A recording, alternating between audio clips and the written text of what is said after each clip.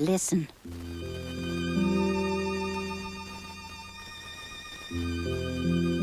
Perhaps you catch a hint of an ancient state not quite forgotten. Dim, perhaps, and yet not altogether unfamiliar. Like a song whose name is long forgotten and the circumstances in which you heard completely unremembered. Listen.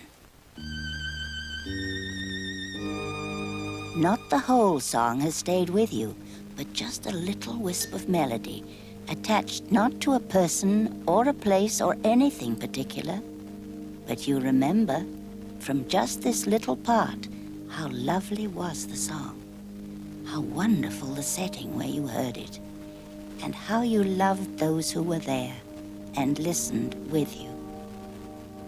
Listen.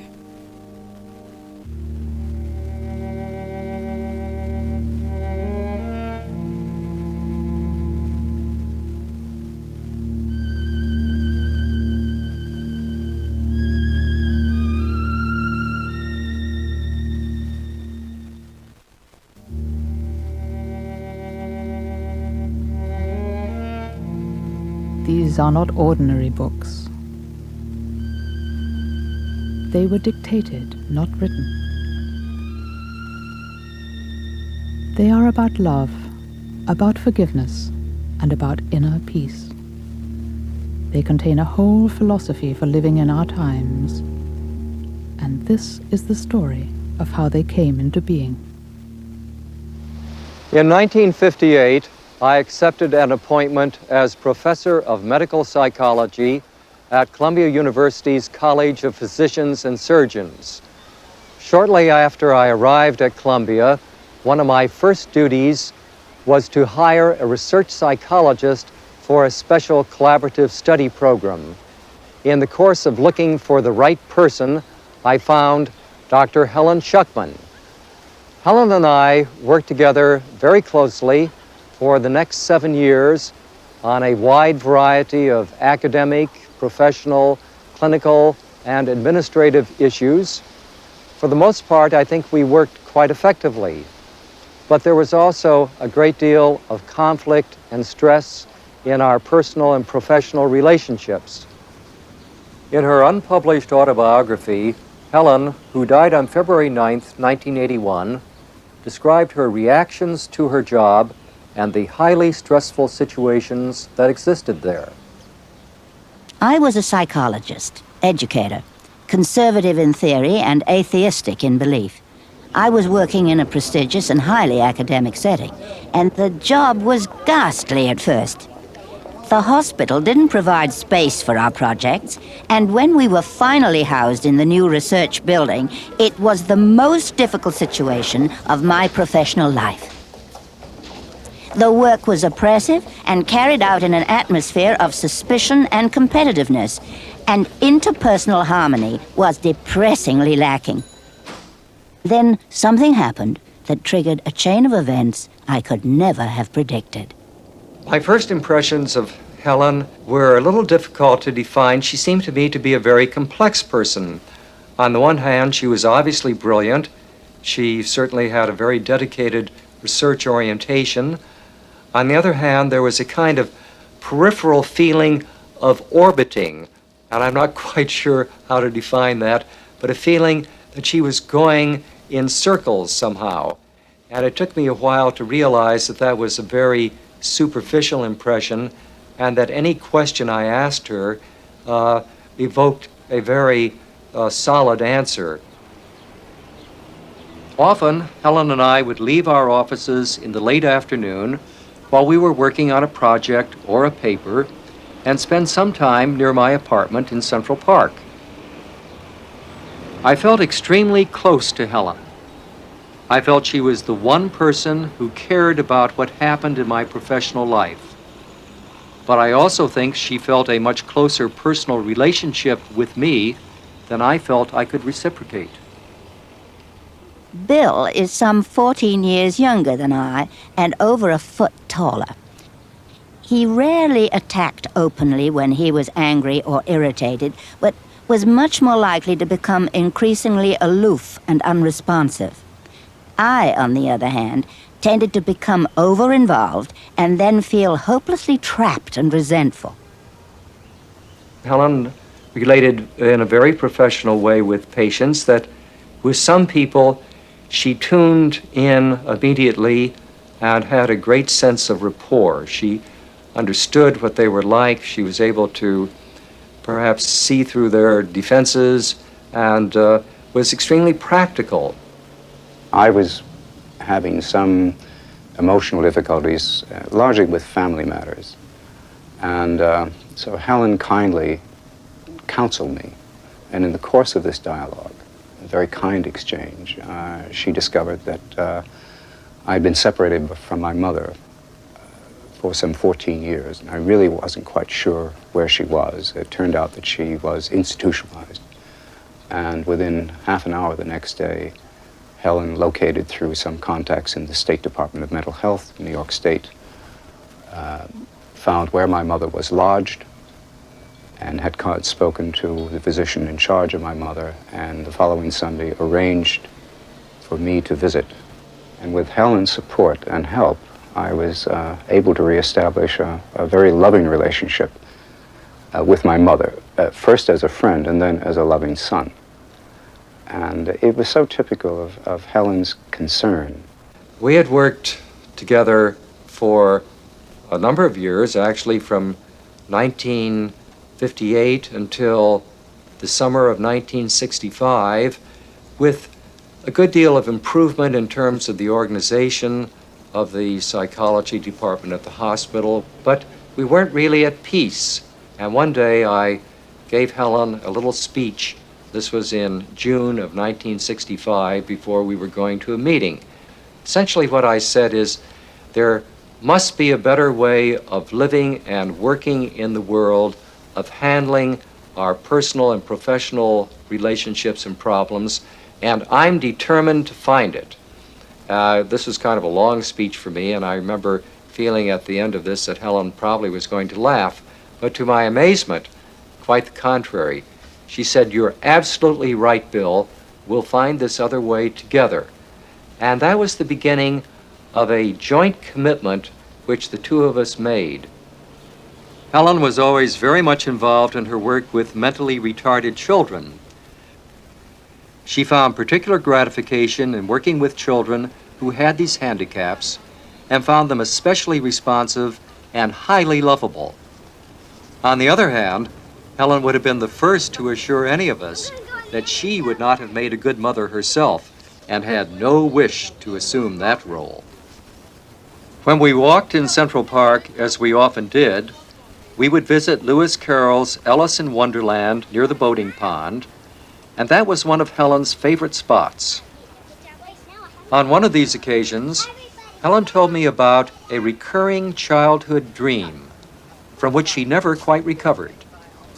It centered on a red and yellow rubber ball which showed up in many dreams over the years and which she equated with unhappy aspects of her childhood.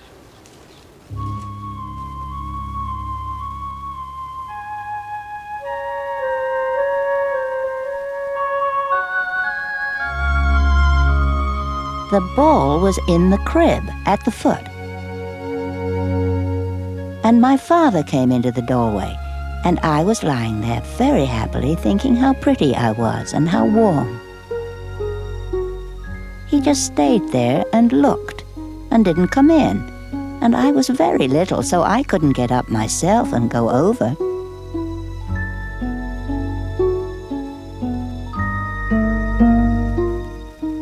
In the dream, I saw myself turn from a very pretty little girl into a very ugly one.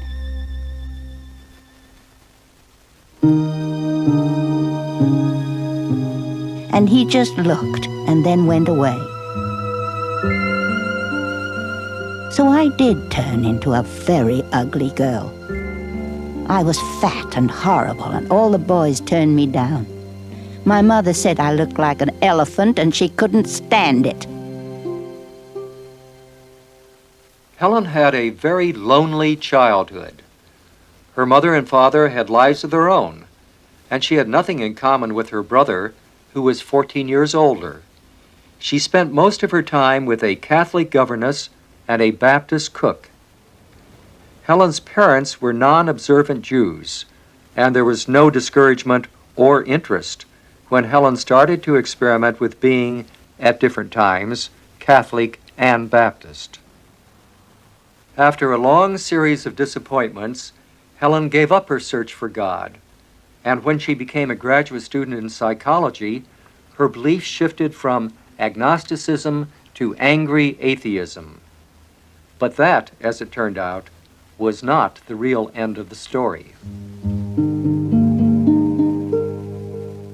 Ever since I was a child, I would often see very clear pictures when I closed my eyes. The pictures could be of anything. A birthday cake with lighted candles, a woman with a dog, trees in the woods,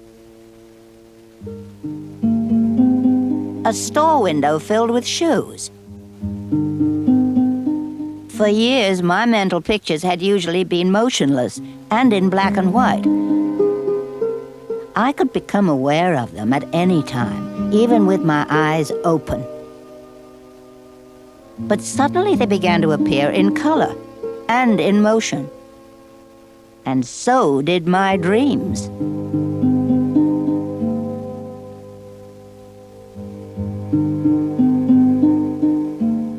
The summer of 1965 was an extraordinary summer for both Helen and me in a number of ways. Helen began to have a great deal of what you might call heightened visual imagery or dream sequences. She began to experience this with considerable clarity, and I suggested that she write down these experiences as they occurred, because they seemed to have something they were saying something very important, even though we didn't know exactly what that was. One of those sequences involved being in a boat.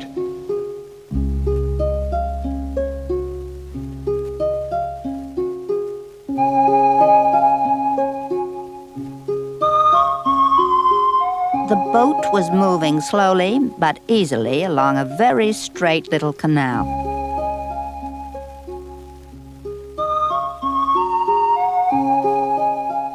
There was just enough breeze to help the boat along.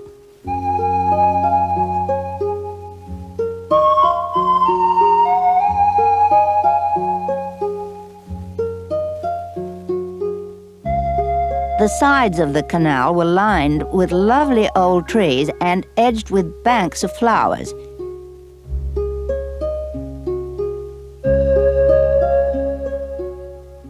I wonder if there is buried treasure here, I thought to myself dreamily. I shouldn't be surprised if there were.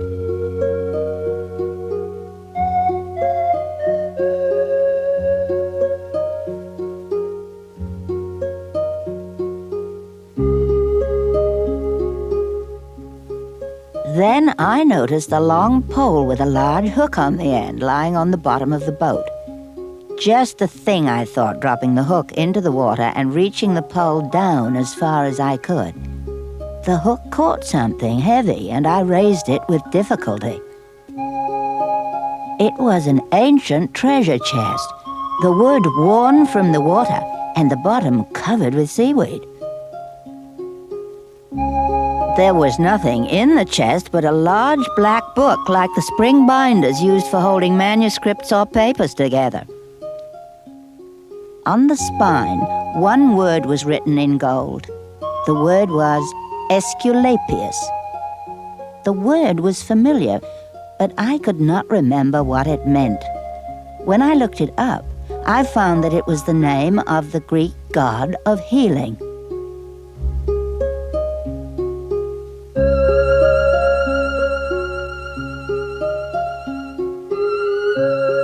I saw the same book once more a few nights later. This time, there was a string of pearls around it.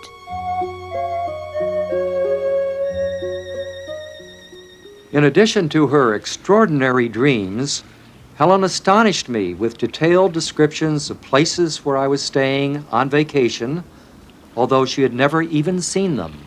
She insisted one day that a friend of mine was trying to commit suicide. We telephoned him, and she was right. Thankfully, we were able to talk him out of it. As a research psychologist, Helen couldn't understand this flood of mental imagery, these various psychic experiences that she kept having, and it had a cumulative impact on her during the summer of '65. She kept wondering, am I losing my mind? Am I going crazy? How do I reconcile this with my role as a scientist?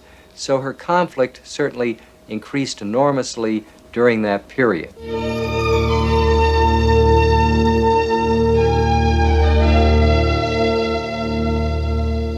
This psychic phase ended abruptly with a particularly clear picture episode in which I knew I had made an irrevocable choice.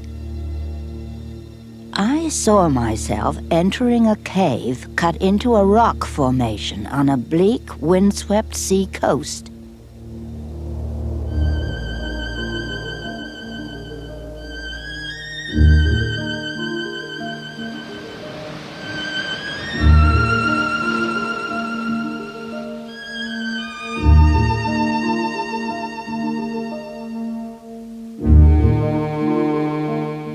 What I found in the cave was a large and very old parchment scroll. Its ends were attached to heavy gold-tipped poles, and the scroll was wrapped around them so that they met in the middle of the scroll and were tied tightly together.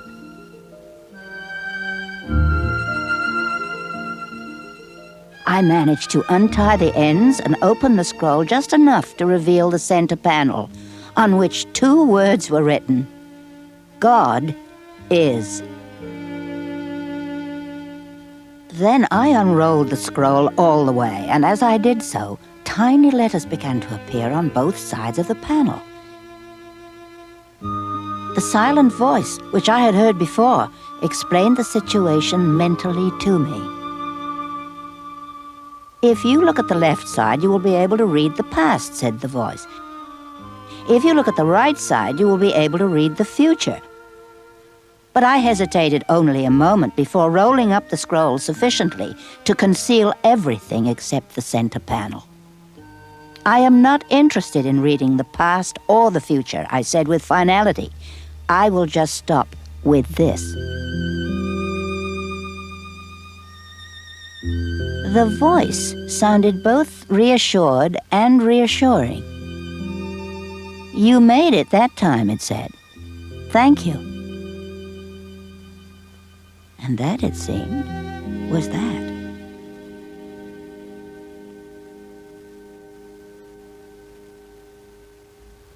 During part of that summer, we were both traveling, and perhaps as a means of clarifying her thoughts on emerging spiritual themes, Helen began writing a series of letters to me.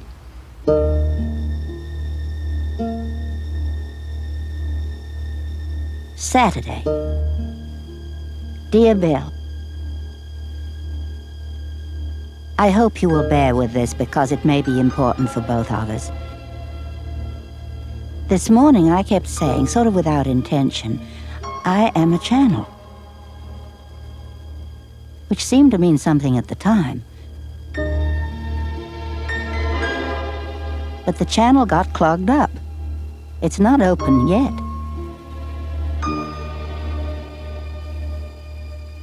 Monday. Dear Bill, one evening we were walking and my husband Louis pointed out a brain-injured boy about 12 or so who was being pushed by his parents in a carriage. There were other disabled children there too. As we walked, I suddenly and briefly got a sense of everyone walking happily and very much together on the same path, like on a ladder. We're not all on the same path yet, but we will all make it home eventually. Tuesday. Dear Bill, I'm not sure I want to write this, but I have an idea I'm obeying an order. These orders are rather stern, and the main feeling I get is that I wouldn't dare to disobey them. This is the second one.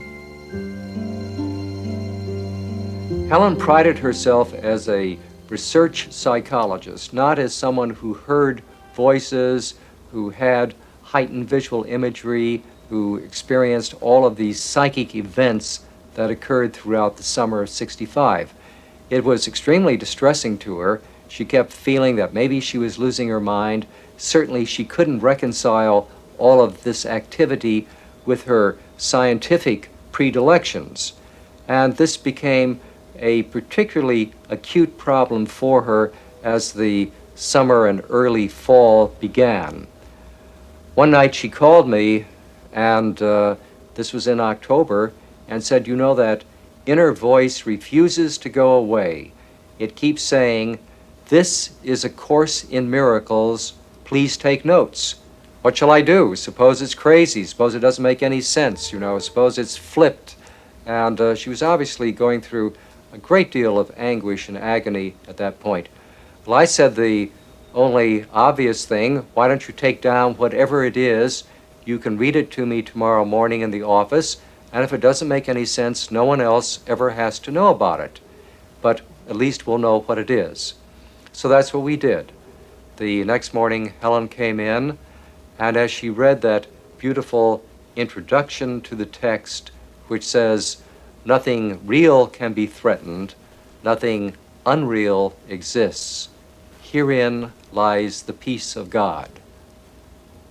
It was obvious that we were tuning in to something that could hardly be regarded as crazy, no matter how unexpected it was. This is a course in miracles. It is a required course. Only the time that you take it is voluntary. Free will does not mean that you can establish the curriculum. It means only that you can elect what you want to take at a given time. The course does not aim at teaching the meaning of love, for that is beyond what can be taught. It does aim, however, at removing the blocks to the awareness of love's presence, which is your natural inheritance. The opposite of love is fear. But what is all-encompassing can have no opposite.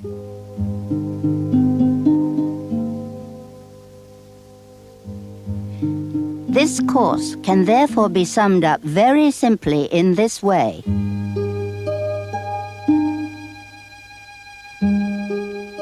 Nothing real can be threatened.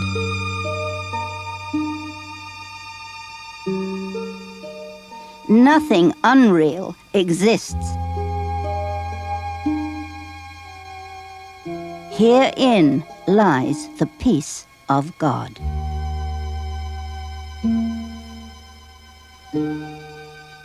On that first morning when Helen came up, she was in quite a state. She could hardly talk. Her voice was almost inaudible. And I kept saying to Helen, "Don't worry about what it says. Just read it to me, then we can look at it later. It doesn't matter. No one will have to know. We'll tear it up. We'll do whatever is necessary. But just read it to me." And it was very difficult for her to even do that. She would cough and sputter and almost have a seizure rather than being able to simply read the words calmly. Sometimes I would use one hand holding on to her while I was trying to type with the other hand. And that extreme anxiety continued for a while, certainly during the early phases of the text when we encountered something like the first 50 principles on miracles. Miracles as such do not matter. The only thing that matters is their source, which is far beyond evaluation. Miracles occur naturally as expressions of love, The real miracle is the love that inspires them. In this sense, everything that comes from love is a miracle. The term miracle was one that bothered me at first. I think it bothered Helen too. The idea of a course in miracles seemed rather absurd. Yet, when it defined a miracle as removing the barriers to our awareness of love's presence, it then began to make sense.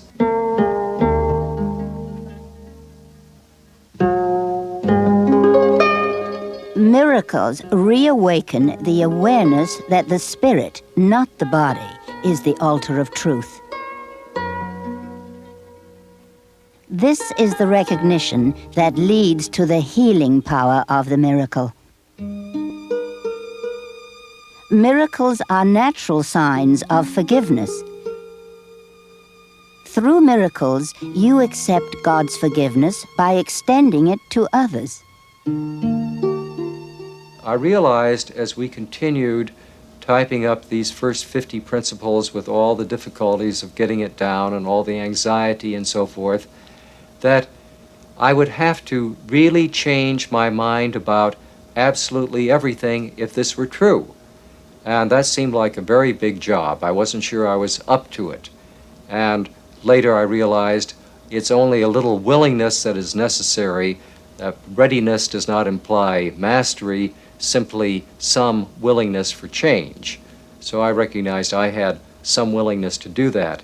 Helen was fearful, I think, of making any kind of very specific commitment about this. As a matter of fact, she said, you're responsible for what it says. I don't want to know exactly what it says, but if it makes any grammatical errors, if it goofs in any way, then it's had it, and I will refuse to continue. A major contribution of miracles is their strength in releasing you from your false sense of isolation, deprivation, and lack. A miracle is never lost. It may touch many people you have not even met, and produce undreamed of changes in situations of which you are not even aware. After I typed up whatever Helen might have dictated during a particular day, we would go back over the copy, checking carefully to be sure that we had all of the words exactly the way they were supposed to be. Helen at times was tempted to change a word, and then she would recognize that if she did that, it would not make sense later, so that her integrity in recording this material precisely as it came was extraordinary. She simply chose not to associate herself with it because of its high threat value at that time. She certainly did know what the material said, and she did understand it. I would feel the writing coming on almost daily, and sometimes several times a day. Evenings turned out to be a favorite time for dictation. I objected bitterly to this and often went to bed defiantly without writing anything. But I could not sleep. Eventually I got up in some disgust and wrote as directed. I never knew when I started a sentence how it would end, and the ideas came so quickly that I had trouble keeping up with them. Helen could turn it on or off at any time. She could stop in the middle of a sentence without even going back to reread what she had written and continue when she had a moment. She could have a research conference in mid-sentence. It made no difference at all. The flow of the material continued without any altered state. Helen at no time was in a trance or anything remotely resembling a trance.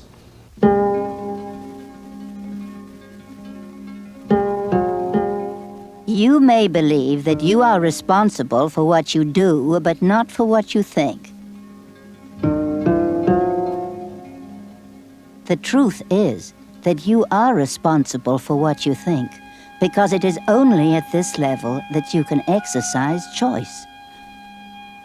What you do comes from what you think.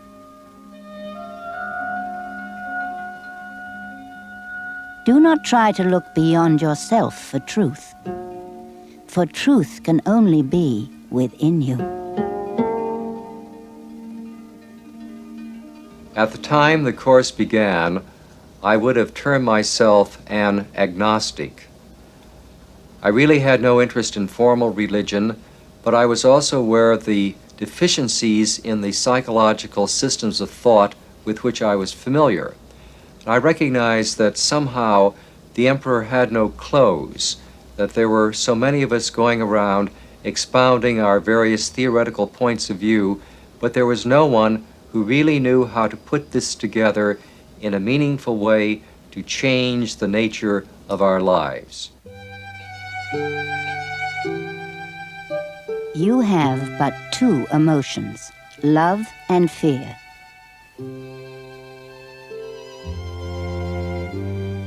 One you made and one was given you.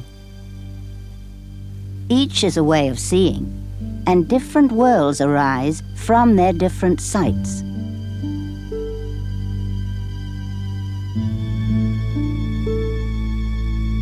See the love of God in you, and you will see it everywhere. Because it is everywhere. With love in you, you have no need except to extend it.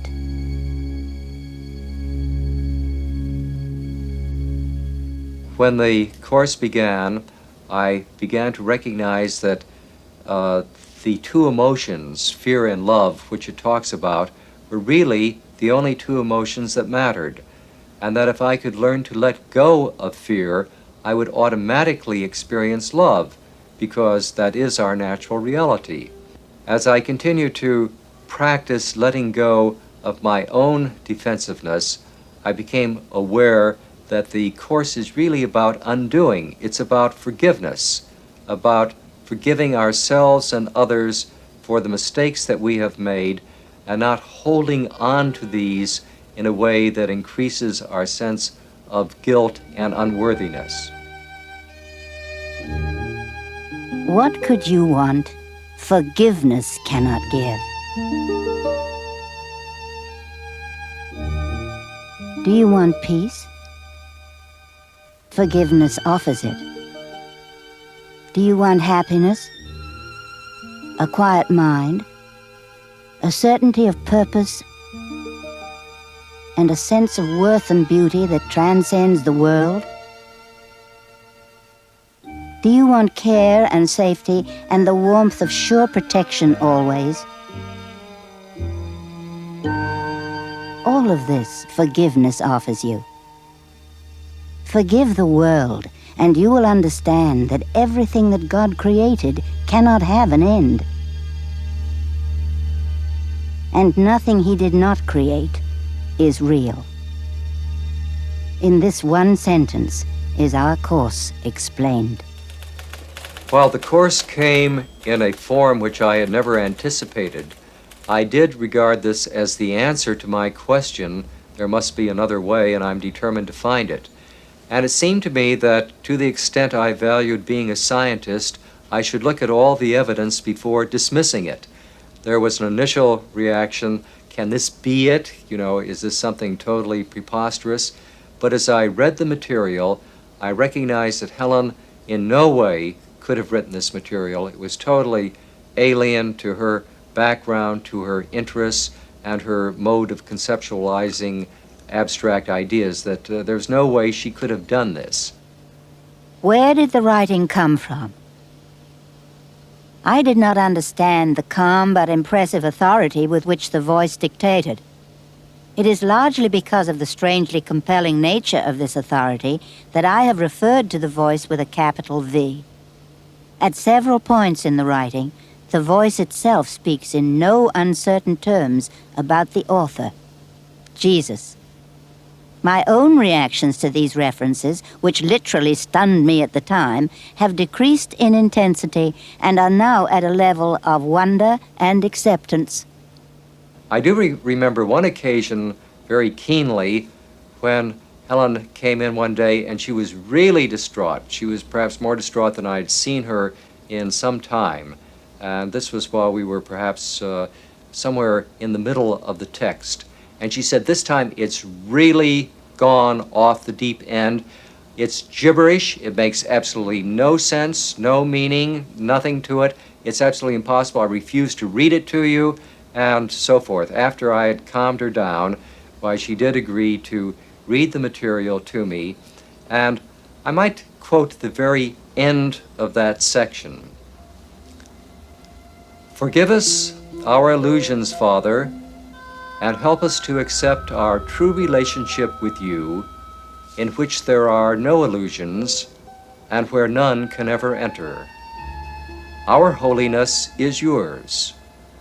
What can there be in us that needs forgiveness when yours is perfect? The sleep of forgetfulness is only our unwillingness to accept your forgiveness and your love. Let us not wander into temptation, for the temptation of the Son of God is not your will. And let us receive only what you have given, and accept but this into the minds which you created and which you love. Amen. At that point, Helen burst into tears. The beauty of the language, the profundity of the thought, and in a sense, the equivalence of the Lord's Prayer for the Course seemed to be so clear that this was a statement in the Course very similar to the Lord's Prayer in many of its dimensions. And it made a very profound impact on Helen, as well as, of course, on me. Every once in a while, I mean, the frustration would reach the point that one or both would say in unison, why me or why us? I mean, what did we do to deserve this? And, but that passed. The import and the content of the Course was making a great impression upon them. And the responsibility of the task was very important. And if anything, I think it increased over the years. I think they reached a point of at least some accommodation to it and some sense of comfort simply out of the organization that they developed in handling the task of transcription in an orderly way. I attribute this largely to Bill, and it was necessary to sustain Helen with this framework, the discipline of this framework. As the material developed, of course, a great deal of it became increasingly beautiful. Hundreds of pages are in iambic pentameter, Shakespearean blank verse, and when we discovered that, it was almost as if we were being given words and music at the same time. Let us be still an instant and forget all things we ever learned, all thoughts we had, and every preconception that we hold of what things mean and what their purpose is. Let us remember not our own ideas of what the world is for. We do not know. Let every image held by everyone be loosened from our minds and swept away. Be innocent of judgment, unaware of any thoughts of evil or of good that ever crossed your mind of anyone. Now do you know him not, but you are free to learn of him, and learn of him anew. Now is he born again to you, and you are born again to him, without the past that sentenced him to die, and you with him. Now is he free to live, as you are free, because an ancient learning passed away, and left a place for truth to be reborn. The first part of the material that we worked on lasted for almost 3 years and ended up as a 622-page volume. We didn't know when we started what A Course in Miracles was going to be. We didn't know whether it might be a few pages, whatever it was, we had no idea. But Helen did ask at one point, how will I know when this is over? And she was told, you will hear the word Amen. And that occurs at the very end of the text where it says, and now we say Amen. There were times when they both felt pressured, tired, exhausted, or Helen was ill with a cold or a sinus infection, and nonetheless that didn't make any difference as far as the Course was concerned. The material still came through. When the text was finished, Helen felt, as I did, that that was the completion of our assignment, and that we had plenty to do to simply try to learn those concepts and apply them in our lives. However, after a period of perhaps 9 months, Helen got increasingly restless. Then one day, she began to take down the workbook for students, which consists of 365 lessons, one for each day of the year. And that was the beginning of the second part of the course. That took approximately 2.5 years, and at the end of that we again thought that we were finished, and after a number of months again of not being quite sure what would happen next, the third and final volume was announced as the Manual for Teachers. So the total period of time was approximately 7 years from the time we began with the text, including the workbook, and finally the Manual for Teachers. The journey to God is merely the reawakening of the knowledge of where you are always and what you are forever. It is a journey without distance to a goal that has never changed. You dwell not here, but in eternity. You travel but in dreams, while safe at home. By the fall of 1972, Helen and I had completed the Course in Miracles, with the exception of a clarification of terms section, which we added later. At that time, I decided to make about 12 Xerox copies of the course, keeping them, of course, hidden and secret, and available for those few people who might wander into our lives and really be interested and prepared for this material. I had no idea who they might be, and I certainly suspected that the number would be very small. Anyway, I had shared this with one of my graduate students, a Father Michael, and in the course of talking with him about his interests in spirituality and mysticism and so forth, we discovered that there was a psychologist named Kenneth Wapnick who was working in one of the New York State hospitals.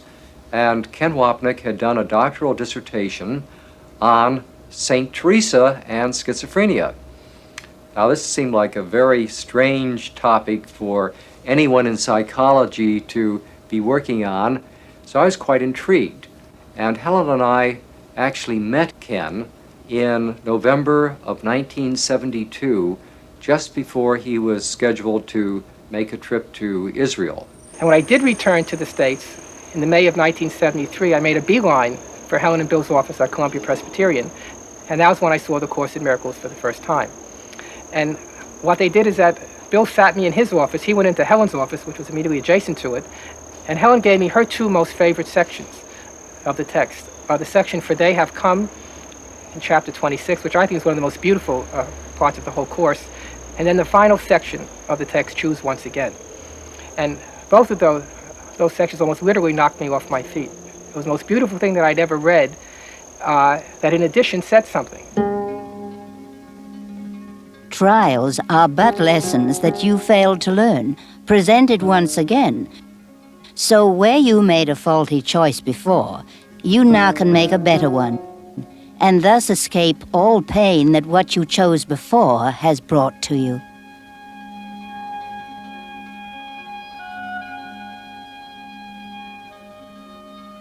In every difficulty, all distress and each perplexity, Christ calls to you and gently says, "My brother, choose again."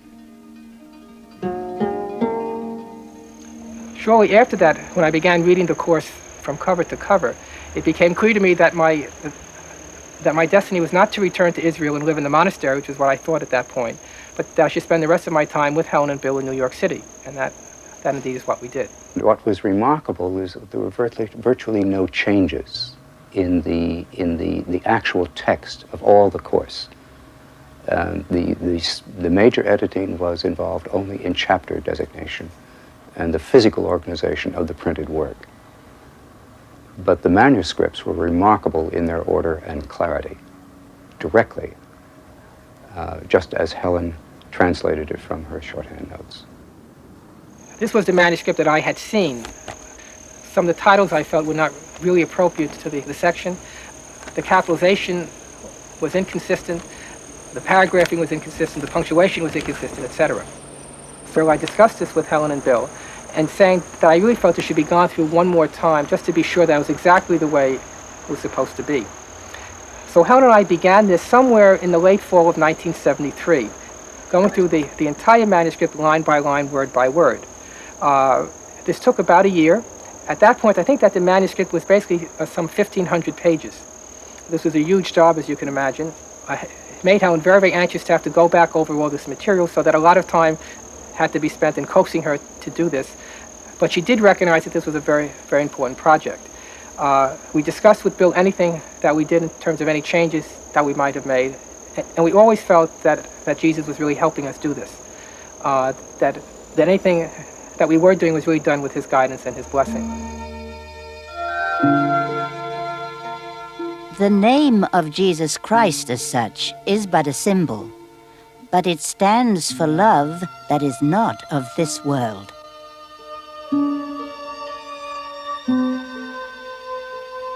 This course comes from him because his words have reached you in a language you can love and understand.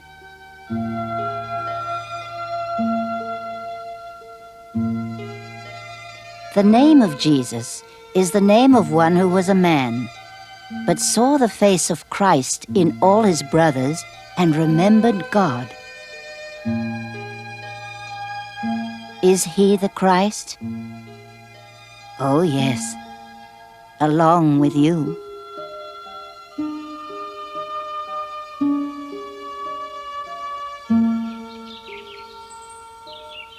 One of the things that I was most impressed with about the course was the fact that Jesus was the author of it. I just could not believe that anybody else could have written it. It was very clear to me that Helen couldn't have written it, and I couldn't imagine it having any other source but Jesus himself. When the course started coming through Helen, she felt extremely uncomfortable in sharing this with her husband, Louis. This was mainly because the course was so Christian in its statement, and because Louis was such an identified Jew. It was clear that he would find the content of the course very difficult, not to mention the process of the writing itself. So Helen did explain to him what was happening, but omitting the fact that Jesus was the voice that she was hearing. Helen also shared some of the material with him, but carefully choosing those parts of the course that did not contain specific Christian language. Louis' response was that he was interested, that he was fascinated by what his wife was doing, and his own way was encouraging in terms of her completing this task. It was also clear to us that this course was not just given to Helen and Bill, or to me or a few other people, but was really meant for the world. But this wasn't something we felt was our job as such. So that we did feel some kind of pressure to get the manuscript finished, retyped, and then we would just wait. Helen was not comfortable with the problems of what to do with the material, how to get it published, how to disseminate it. And also she was extremely concerned, as was Bill, with what effect the knowledge of this course and its dissemination would have upon their professional lives, because they were eminent people professionally, and one professionally, one in their field did not become involved in metaphysical works of this type. It was really too radical. Helen was due for retirement from the medical center the end of June in 1975. I had already been able to extend her tenure for almost a year, but at this point she would have to resign her professorship because of age. I had been quite concerned during this period that somehow the course be in other hands than ours. It seemed to me that the course was waiting for a home, and I wasn't quite sure where that home was going to be or how we would find it. I was teaching at New York University in 1975 and feeling full up with an exciting career in what we then called experimental parapsychology or consciousness research, meeting very interesting people, traveling, speaking, and I was feeling a sort of emptiness. I didn't know why. Being full up, one should think that one would really be happy. I found myself quickly sinking into a sense of self-loathing and also a quandary of desperation. I didn't know where to turn. I felt bereft. One night, I locked myself in the bathroom in my home, and I went to pieces. I could say it was a form of surrender. I called out from the bottom of my heart, "Won't someone up there please help me?" And I meant it. Within a very short time, I received the help I sought, but not in the form I anticipated. A few days after, I was asked by a good friend to accompany him to meet two professors of medical psychology at Columbia University School of Physicians and Surgeons. I went with him, not knowing what to expect or why the meeting, but it seemed as if I was supposed to go. And that kind of mood continued as Bill took us inside the university, where we had lunch with Bill and his associate, Helen Schuckman. I found her to be a very clever woman, very intellectual and well-spoken, quite articulate and a bit sharp, and I was intimidated. And the conversation was going in all different directions, and a little bit bemused, I found myself turning to Helen and saying to her, "You're hearing an inner voice, aren't you?" And I didn't really know what I meant. But she seemed quite startled, and she said, "I beg your pardon." And Bill tried to soothe the situation. He said, "Well, Helen, let's go back to our office and let's talk about this in private." And the two of them took me back to their office and closed the door, and there we met for the first time Kenneth Wapnick. We all sat together as Helen and Bill told us the story of their last 10 years and the scribing of A Course in Miracles. I listened to the story intently, and I was there a few hours, and they had lots to tell me, and I had questions. And finally, I was anxious to see this document called A Course in Miracles in its black binder that Helen had predicted in a vision. And Helen seemed a little bit startled at that point. It was one thing telling me the story. It was something else showing it to me. But Bill opened the filing cabinet, and he told Helen that she's going to see it sooner or later. It might as well be now. And he handed her the book. And there were actually 7 volumes, but I could only see one at a time. So she handed me the text with its introduction, and I took it from her, and I put it on my lap as the others were talking among themselves. And I looked down at it. I opened up the black binder, and I turned to the introduction, and I read, "This is A Course in Miracles. It's a required course." And there was no question in my mind that I was being given a miracle and that I had asked for it. Tolerance for pain may be high, but it is not without limit. Eventually, everyone begins to recognize, however dimly, that there must be a better way. As this recognition becomes more firmly established, it becomes a turning point. This ultimately reawakens spiritual vision.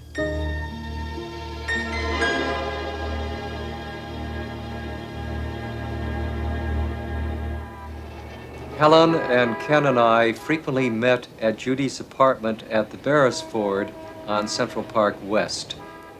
This was an opportunity for us to gather together, meet people who are interested in metaphysical ideas, particularly people who are interested in the Course, since Judy had managed to disseminate the Course in Xerox form very quickly to a large number of her friends.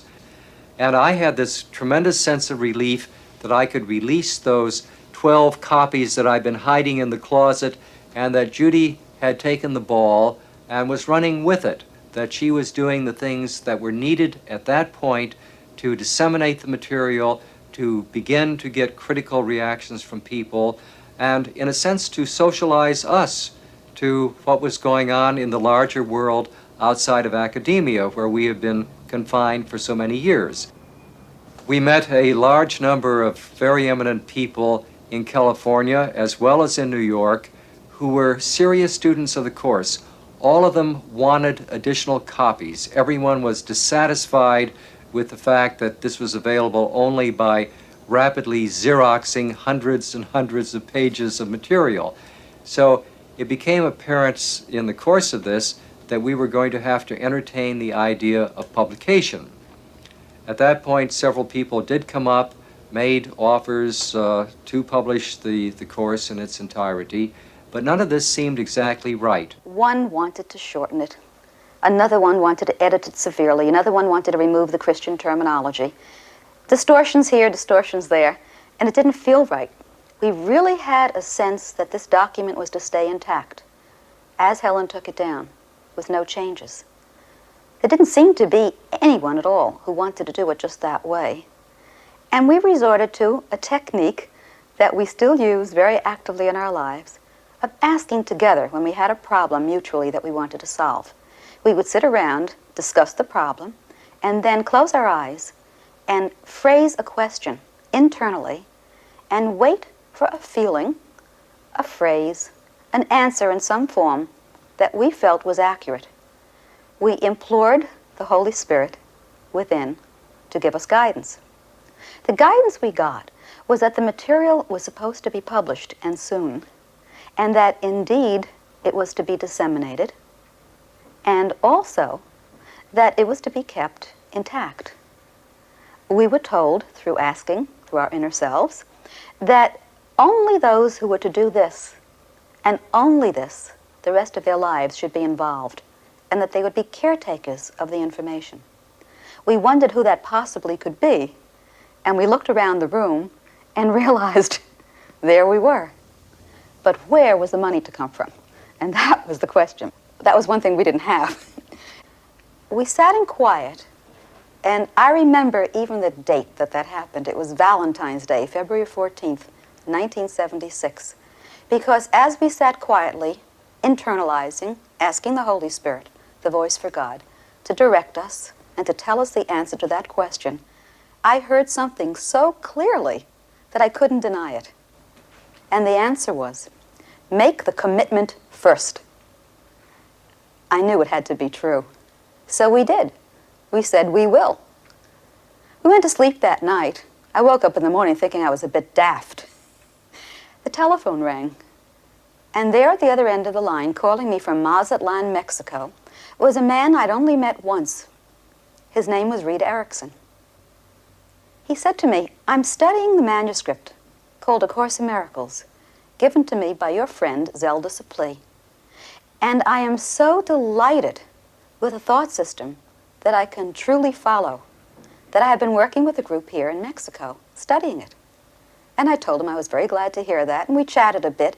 And he said, but you know, the form in which it is now is very unwieldy. You have to have it published in hard-covered books. And I told him, well, that is very synchronistic. That's exactly what we were speaking of. And I related to him how we had been sitting and asking for guidance on this. So I said, we're ready to go, but really, Eric, I have no idea where the funds are to come from. He said, well, that's the reason I'm calling you. I was inner-directed to sell a piece of land only last week. And your foundation has all the money it needs to publish 5,000 hard-covered copies of A Course in Miracles. Do it immediately.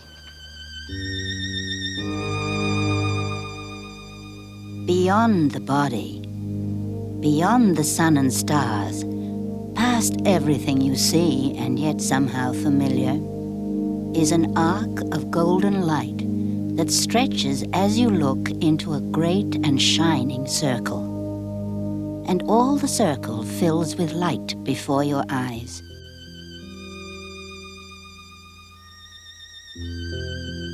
The edges of the circle disappear, and what is in it is no longer contained at all. The light expands and covers everything, extending to infinity, forever shining and with no break or limit anywhere. Within it, everything is joined in perfect continuity. Nor is it possible to imagine that anything could be outside.